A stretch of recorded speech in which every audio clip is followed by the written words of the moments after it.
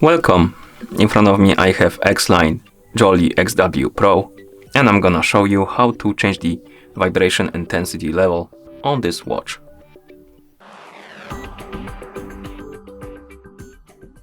First, we need to wake up the screen on our watch, and you can do it by pressing the side button. After you wake up the screen, swipe down from the top of the screen to open the quick panel. Now tap on the settings icon to open the settings, and in settings find the option called vibration settings and tap on it. And right here we can adjust the vibration intensity level by tapping on the plus and minus buttons. You can also enable or disable the vibrations entirely if you want to.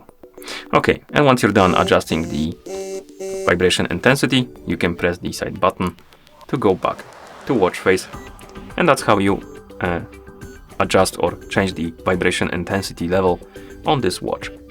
Thank you for watching.